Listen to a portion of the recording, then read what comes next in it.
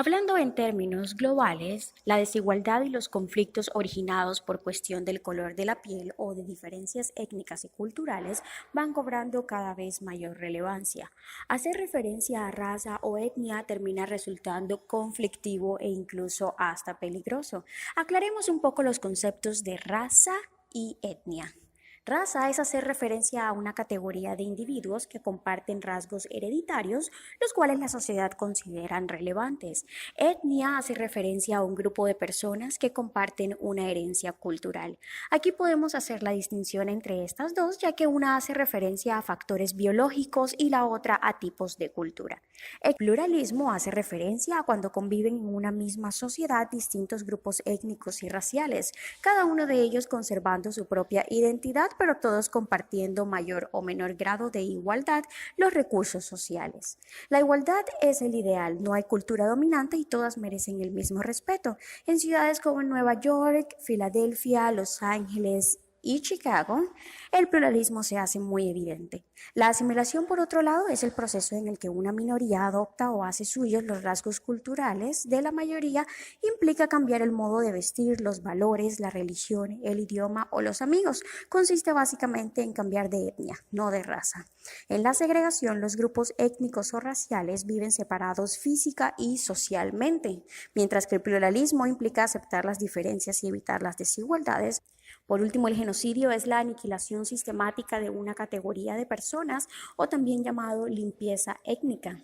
En la historia de la humanidad se han visto numerosos casos de genocidio. En la China comunista han muerto más de 35 millones de personas, la Alemania nazi 21 millones, el régimen nacionalista chino 10 millones. Millones de personas sufrieron horrores inimaginables. Por otro lado, desde que los anglosajones invadieron Bretaña en el siglo VI y VII, Inglaterra ha sido más homogénea étnicamente que la mayoría del resto de Europa. Sin embargo, ha habido negros en Inglaterra, los cuales desempeñan labores como marineros y sirvientes de personas blancas. Hubo una importante emigración de judíos durante la Primera Guerra Mundial y este flujo migratorio se aceleró durante los 30 años. Casi toda la migración durante este periodo venían de países de Europa Occidental. El grupo más grande de emigrantes al Reino Unido de la época de la posguerra fue el irlandés, con casi 900.000 irlandeses. El resultado del encuentro de la sociedad británica con trabajadores negros dio como consecuencia un inesperado racismo. Aclaremos un poco los conceptos de varias culturas étnicas que mezclan elementos de su cultura de origen con elementos de otra cultura.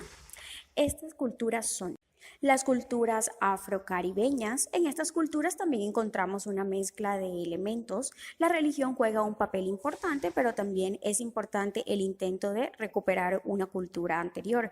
Todo esto se mezcla con elementos de las culturas dominantes. Y las culturas surasiáticas, las comunidades asiáticas que se encuentran en muchos lugares del Reino Unido y a menudo están estructuradas en función de la religión. Todas estas culturas e incluso otras más han sido víctimas de muchos casos de racismo y antagonismo. Por ejemplo, en Europa, lejos de desaparecer, está extendiéndose y haciéndose más intenso.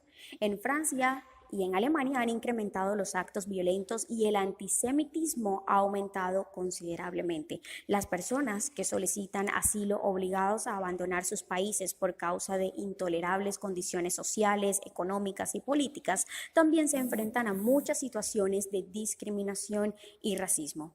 En el último siglo, Europa ha desarrollado una mentalidad defensiva con el deseo de algunos de convertirla en un bastión, de amurallarla contra los vecinos pobres de Europa del Este, de África o del sudeste asiático.